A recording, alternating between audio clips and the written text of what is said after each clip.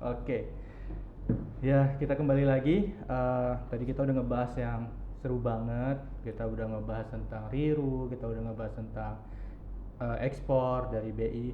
Nah, ini ada kaitan nih Pak sama Riru. Kan Riru Investment Relation Unit ya Pak ya.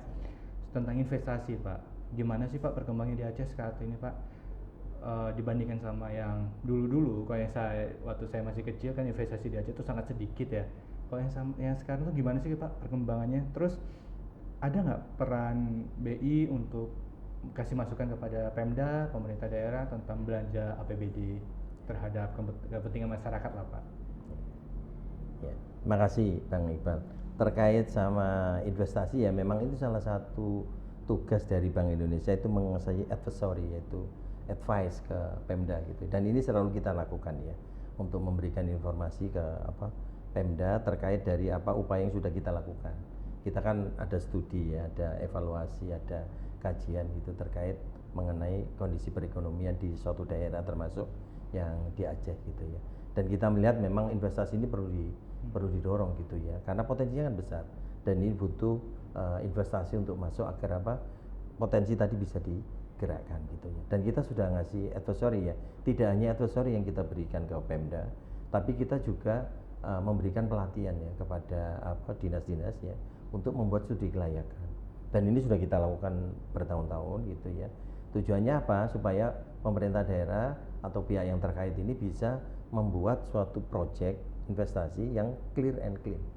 Jadi di sana tujuannya untuk membekalin teman-teman gitu ya. Oh, seperti ini yang diinginkan investor gitu ya. Dan dari situlah ya harapannya akan tercipta gitu ya banyak peluang yang memang sudah di mapping gitu ya, dicari seperti dibuat kayak summarize-nya gitu bahwa investasi ini layak untuk dibiayai gitu ya. Di berikutnya kita juga mengikutkan di pertemuan-pertemuan internasional maupun ada yang di domestik. Tujuannya apa? Untuk mempertemukan dengan investor langsung. Nah, ya memang itu tetap ikhtiar ya, memang Allah yang nentuin berhasil atau tidaknya, tapi kita akan terus berikhtiar. Kalau tuh ada kendala, yang terakhir ini kita juga akan membedah kendalanya apa. Nanti kalau udah ketemu kira-kira solusinya apa, ini kita akan sampaikan juga ke pemerintahan daerah gitu ya, bahwa oh ini loh ada kendala dan kendalanya seperti ini yang diinginkan investor gitu. Harapannya melalui itu investasi itu jadi real gitu, potensi yang ada itu terkonversi ke kondisi nyatanya, ke realnya gitu ya. Harapannya sih memang akan semakin banyak investasi yang ada masuk di kita ya. Khususnya kalau kami kebetulan kami itu pewa undang-undang itu kan ada 4 hal ya yang mungkin bisa kami lakukan. Yang pertama, stabilitas nilai rupiah itu tugasnya BI. Yang kedua, menjaga kelancaran sistem pembayaran. Jadi kalau Bang Iqbal mau transfer, mau belanja ada duitnya, mau transfer bisa, itu tugasnya BI. Yang ketiga, kita stabilitas sistem keuangan, menjaga bahwa sistem keuangan kayak perbankan dan baik yang non bank itu stabil dan bisa membantu masyarakat untuk melakukan transaksi keuangan. Yang berikutnya yaitu mendorong pertumbuhan ekonomi. Jadi dari 4 ini yang kita lakukan semuanya gitu ya, baik di kantor pusat maupun di kantor perwakilan seperti di Aceh gitu ya, agar bisa membantu teman-teman, termasuk salah satu tadi untuk mendorong pertumbuhan ekonomi yaitu melalui investasi. Nah, kita tetap terus upayakan. Kami tahu bahwa tantangannya besar, yang mungkin harus dilakukan ya kita akan lakukan sedikit demi sedikit. Moga-moga diberikan kemudahan oleh Allah Subhanahu Wa Taala, investasi di Aceh ini bisa masuk gitu ya, sehingga mendorong perputaran ekonomi yang ada di Aceh. Sebenarnya ekonominya fine, tapi kalau ada investasi masuk mungkin perputarannya akan lebih semakin cepat ya. Keinginan Presiden Prabowo supaya 8%, moga-moga kita juga bisa ngejar ke sana gitu ya. Kita kan sudah masuk ke 5 gitu ya, moga-moga bisa naik 6, 7 gitu ya, sehingga apa yang diproyeksikan oleh kantor pusat ini bisa kita juga penuhi di Aceh. Jadi kalau misalnya tentang kenaikan pertumbuhan ekonomi Pak ya kan, kalau kami di teoritis biasanya itu 5-6 itu udah angka yang sangat luar biasa itu Pak, eksepsional itu Pak ya. Itu naik 1% udah alhamdulillah syukur Pak. ini kan ada kaitannya nih Pak. Salah satu kan adalah bagaimana kan sumber daya alam di Aceh itu yang seperti hilirisasi tadi bisa terjual final produknya, Iya. bukan raw produknya Iya, Pak ya. betul. Nah, kalau di Aceh ini ekspor apa yang paling banyak sebenarnya Pak? Oh ya. Ya sebenarnya kalau terkait sama ekspor yang pertama mungkin sumber daya alam kayak gas sama minyak ya sebenarnya yang Gas sama minyak ya? iya kan sekarang Andaman udah di ini lagi dalam proses ya alhamdulillah moga-moga itu dalam beberapa tahun ke depan sudah lifting gitu ya Amin, amin. sehingga ekonomi di Aceh juga semakin menggeliat. Tapi kalau kami melihat karena kami nggak masuk di sana, kami masuk di misalnya di pertanian kita tahu ada nilam kan ya. Iya. Nilam itu kan luar biasa. Lah ini yang mungkin perlu didorong juga supaya karena kami dapat info kebutuhan untuk di internasional itu cukup besar. Nah, lain cuman produksinya yang masih kurang lah ini yang mungkin kita dorong. Kami pun mulai beberapa tahun yang lalu sudah mulai masuk sih di nilam ya Nilam, untuk memberikan bantuan kettle misalnya pelatihan gitu ya supaya hasil nilamnya baik cuman dan juga kerjasama ARC ya yang ada di ARC, OSK ya. supaya apa ekspor ini bisa kita penuhin gitu ya supaya bisa menggerakkan perekonomian yang ada di Aceh gitu ya. Nah tuh bocoran tuh nilam lagi happening banget tuh. Jadi kalau bisa teman-teman ada yang punya nilam, silakan hubungi Atsiri atau hubungi Bank Indonesia melalui rirunya. Mudah-mudahan bisa sukses ya. Siap. Nah ini kan ekspor Pak, kita ekspor impor. Tapi kita tahu kan perkembangan zaman itu luar biasa cepat Pak ya. Jadi yang paling cepat saat ini adalah bagaimana sebuah sistem yang dibangun oleh BI bikin sedikit kesel negara superpower Pak ya. Bikin sedikit kesel. Nah ini tentang digital transformation Pak. Jadi kalau di Aceh itu digitalisasi gimana sih Pak? Karena kan yang saya kebetulan saya bukan lahir di Aceh tapi bukan tinggal di Aceh. Saya kelamaan di Jawa Pak. No. Kelamaan di Jawa jadi saya nggak terlalu tahu nih budaya digitalisasi Aceh. Dan juga bisa nggak Pak digitalisasi ini bisa menjadi pendorong ekonomi inklusif di Aceh? Ya, siap. Makasih Bang Iqbal ini ditanyakan ya. Terkait digitalisasi ini sangat penting ya bahwa melalui digitalisasi ini akan memberikan dorongan ke pertumbuhan ekonomi. Saya sering menganalogkan gini loh. Kalau dengan digitalisasi berarti uang kita itu kan tersimpan di sistem keuangan. Bayangkan aja kalau secara tunai itu kita masuk di saku kita, misalnya satu orang 500.000, itu berapa triliun uang yang ada di saku, yang nganggur sebenarnya, nggak diputar. Dengan digitalisasi paling tidak uangnya ada di sistem keuangan yang bisa disalurin ke pembiayaan, sehingga apa? Menggerakkan perekonomian itu dari sisi perekonomian ya. Yang kedua digitalisasi itu juga membuat lebih transparan gitu ya, kan semua tercatat dengan digitalisasi tercatat, termasuk UMKM itu kalau bisa, makanya kenapa kita dorong juga di UMKM juga ya untuk melakukan digitalisasi supaya mereka tercatat. Contohnya salah satu menggunakan kris yang mungkin ini lagi ngetren, lagi heboh ya karena kecil tapi dianggap berbahaya gitu. Dengan kris misalnya dia transaksi maka tercatat di sistem keuangan, contohnya di bank gitu ya. Setelah tercatat kan UMKM-nya bisa dapat pembiayaan kalau dia perlu karena data keuangannya sudah dicatat oleh teman-teman di perbankan. Nah, itu mengurangi risiko bisnis ataupun risiko untuk pembiayaan bagi bank. Karena dia tahu, oh PT atau UMKM ini pedagang ini itu transaksi sekian. Berarti saya bisa ngasih pembiayaan sekian gitu ya. Nah, itu keunggulan dari digitalisasi ya. Ya, jadi banyak baik dari sisi makro itu mendorong perekonomian, dari sisi pelaku industri juga memudahkan mereka untuk akses ke keuangan. Kemudian dari sisi pemerintah daerah itu pertama meningkatkan pendapatan pajak ya. Jadi kalau dengan digitalisasi paling tidak lebih transparan, lebih tercatat dan dari hasil kajian kita sih dengan digitalisasi akan meningkatkan pendapatan asli daerah. Itu sekitar di angka 13% ya, 13 atau 14%. Moga-moga ini makanya kita akan terus dorong digitalisasi sistem ya untuk sisi sistem pembayaran agar bisa berjalan di Aceh ya. Kalau nanti ditanya bagaimana digitalisasi memang perlu didorong ya.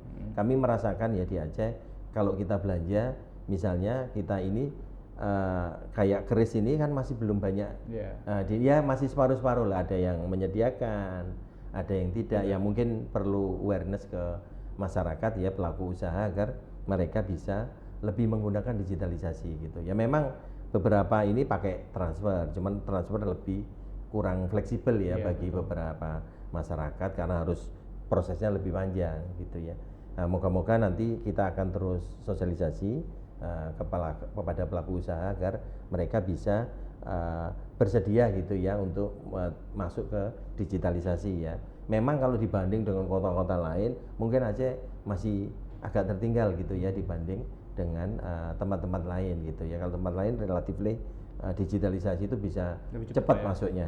Tapi nggak apa-apa, itu proses ya menurut saya. Kalau dari sisi pengguna, karena di sini nih Banda Aceh ini banyak mahasiswa, kota pendidikan, rasanya lebih banyak bisa diterima gitu ya. Tinggal di merchantnya itu yang mungkin perlu kita dorong agar digitalisasi bisa semakin cepat. Kemudian di pemerintahan daerah supaya mendorong pendapatan asli daerah, digitalisasi juga kita coba promotkan ke pemerintahan daerah, khususnya lewat perbankan ya. Yang misalnya ke Bank Aceh gitu ya, yang sebagai bank RKUD-nya di pemerintahan Aceh, sehingga mereka bisa melakukan transaksi secara digital. Pertama, lebih transparan lah tentu ya.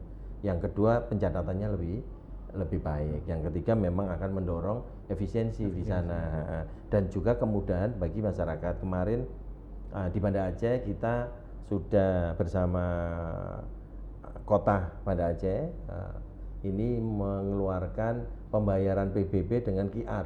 QR dinamis. Jadi kalau Bang Iqbal punya tagihan PBB, itu kan biasanya ada tagihan tuh. Nah di situ ada QR untuk bayar, tinggal di scan, bayar, selesai. Jadi nggak perlu kemana-mana, cukup di rumah bisa bayar. Harapannya apa? Semakin banyak orang yang bayar tepat waktu gitu ya. Dan juga nggak ada yang nunggak untuk bayar PBB. Ya ini lagi uji coba, moga-moga berhasil. Kalau berhasil mungkin bisa kita replikasi di banyak tempat gitu ya, tidak hanya di Banda Aceh, di tempat lain juga mungkin bisa dilakukan sehingga mempercepat proses penerimaan di kota gitu ya, di Banda Aceh, termasuk nanti untuk retribusi gitu ya, kayak di parkir itu lagi kita coba, karena di tempat lain parkir itu juga sudah bisa dilakukan digitalisasi. Sehingga pendapatannya itu bisa tercatat lebih banyak ya, supaya nggak bocor lah ya, kira-kira gitu ya. Karena kalau digital kan susah karena tercatat, sehingga lebih aman, lebih transparan dan ngurangin kebocoran. Moga-moga dengan itu pendapatan asli daerah bisa makin tinggi. Ya ini kan karena Pak ada shifting generasi Pak ya. Generasi shifting itu Z, milenial, awal dan akhir ini kan kami ini tipikal generasi punya dompet tipis, duitnya lebih banyak di digital. Ini masalahnya Pak. Nah jadi kayak saya yang terbiasa di Jakarta, Bandung dan Surabaya itu kalau bayar kan selalu QRIS atau seminimal mungkin apa pakai e-money Pak, seminimal mungkin. Begitu pulang ke sini, saya selalu cuma bawa itu mentok 50.000 Pak. Jajan di atas 50.000 kan keris ya Pak. Nah banyak merchant yang tidak pakai transfer atau apa, begitu saya tanya itu kan mereka itu bermasalah dengan nanti kena cas Bang atau apa. Nah masalah cas ini kayak gimana sih Pak? Masalah cas ini Pak? Iya, sebenarnya ini perlu sosialisasi yang lebih, nanti insya Allah kita akan terus sosialisasikan ya. Memang cas itu kan dulu MDR namanya, Merchant Discount Rate, itu kan dulu kena, terus ada batasan 100.000 yang nggak kena. Sebenarnya sekarang itu sampai 500.000. Jadi transaksi yang untuk mikro yang di bawah 500.000 sebenarnya nggak kena MDR. Sebenarnya nol MDR-nya. Ya mungkin sosialisasinya perlu kita lebih dorong ya, supaya merchant ini makin tahu. Kalau kita beli makan mie Aceh misalnya, mungkin yang 500.000 jarang lah. Nah ya kan jarang kan, sehingga harusnya nol itu. MDR-nya kan nol karena di bawah 500.000. Nah, ya memang ada nanti kalau makan sekeluarga ya mungkin di atas itu. Tapi kan mungkin persentasenya kecil. Yang mungkin itu perlu sosialisasi sih ke merchant-merchant ya, agar apa? Mereka bersedia lagi. Dan juga kalau kami coba gali ya, kenapa sih merchant ini kok nggak mau pakai gitu ya, itu beberapa menyatakan ada pengalaman masa lalu, di mana ketika dulu awal-awal kris dia senang pakai, terus uangnya tertahan gitu ya. Itu yang ya kita bisa sadarin sih ya, oke lah, tapi mungkin perlu sosialisasi. Sekarang kan makin baik gitu ya. Dan juga sekarang sudah beberapa bank di kita memberikan waktu nggak H+1, H+0. Jadi transaksi hari ini masuk hari ini. Real time. Iya real time. Ya bukan real time tapi hari yang sama. Nah, dulu kan hari berikutnya baru masuk. Nah, itu yang dikeluhkan merchant ya. Makanya kemarin mungkin ini sosialisasinya yang belum perlu lebih masif lagi agar masyarakat bisa mengikuti gitu ya digitalisasi, karena manfaatnya sangat besar digitalisasi, lebih efisien, lebih ini, dan juga kita bisa diterima di mana aja gitu ya. Termasuk kita kan punya kris cross border. Jadi kalau orang Malaysia datang ke sini, kalau udah ada kris, tinggal scan kris, nggak perlu nuker-nuker uang. Gitu, selesai itu. Jadi orang Malaysia datang, kita sudah kerjasama, orang Thailand kita sudah kerjasama, sama Singapura juga kita sudah. Jadi kalau ada wisatawan datang ke sini, cukup scan kris, udah selesai pembayarannya, bisa selesai gitu kan, lebih nyaman gitu ya. Dan insya Allah dengan batasan yang MDR 500.000, moga-moga sudah mengencourage ya teman-teman di merchant ini bisa menerima itu kris untuk sebagai salah satu alat pembayaran. Walaupun yang lain juga bisa aja pakai e-money gitu ya, pakai kartu. Cuman kalau e-money, kartu itu kan butuh alat. Nah, itu investasinya cukup mahal. Makanya kenapa waktu e-money, kartu hanya toko-toko gede yang bisa. Kalau kris yang kecil pun bisa. Karena modalnya cuma stiker ditempelin udah selesai itu.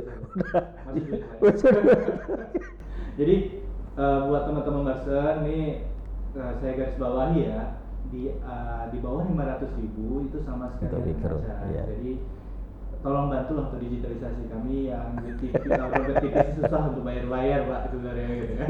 Jadi Pak, dengar juga QRIS ini juga akan di-expand ke Jepang dan juga Arab Saudi ya. Jadi mudah-mudahan program itu terus berjalan. Betul, ya. Mungkin diskusi kita sampai di sini. Siap, makasih. Secara keseluruhan sampai di sini. Tapi ada satu pertanyaan yang menarik yang mungkin kita bisa menggali ke depan, Pak. Kita bisa melakukan podcast kedua kalinya. Siap. Itu bagaimana jika Amerika Serikat atau negara superpower lainnya iri terhadap QRIS? Terhadap QRIS. Bagaimana jika QRIS itu tiba-tiba, oh ya udah stop gitu. Kita harus diskusi lebih lanjut dengan Kepala BI Provinsi Aceh. Kembali lagi Pak, mungkin Bapak ada pesan atau kesan terhadap penonton. Oh iya, terima kasih Pak. Memang mungkin untuk saat ini kita mengenalkan peranan BI gitu ya di perekonomian. Kadang masyarakat masih dalam memahami gitu ya, terkait dianggap BI kadang seperti bank konvensional gitu ya, atau bank komersial yang memberikan pembiayaan, padahal kami sebagai bank sentral tidak melakukan itu gitu ya ke masyarakat. Jadi mungkin itu aja pesannya, bahwa kami ini sebagai bank sentral yang melakukan upaya untuk mendorong pertumbuhan ekonomi di Indonesia, termasuk yang ada di daerah. Pertama, menjaga nilai rupiah, kelancaran sistem pembayaran. Jadi kalau teman-teman transaksi pakai uang, ya itu uangnya dari BI, yang uang cash gitu ya. Mau transaksi transfer, ya itu juga ada di kami gitu ya. Kemudian menjaga stabilitas sistem keuangan kita. Jadi sistem keuangan dijaga supaya stabil gitu ya, dan fungsinya bisa berjalan. Itu tugas-tugas dari Bank Indonesia. Semoga ini bisa memberikan warna lah gitu ya kepada Aceh gitu. Makasih. Itu pesan yang sangat pointing sekali. Jadi buat teman-teman penonton, jangan salah artikan lagi Bank Indonesia sebagai bank seperti bank lainnya, BRI atau BRI. Jadi Bank Indonesia ini big boss perbankan sebenarnya, bersama dengan OJK mengatur regulasi perbankan dan keuangan di Indonesia. Mungkin itu saja acara hari ini. Percayalah, apapun yang kalian dengarkan hari ini akan menjadi informasi yang sangat penting buat kalian ke depannya. Dan percaya juga bahwasanya digitalisasi ekonomi dan digitalisasi keuangan itu bisa menumbuhkan ekonomi inklusif. Sekian dari saya, Assalamualaikum warahmatullahi wabarakatuh. Waalaikumsalam.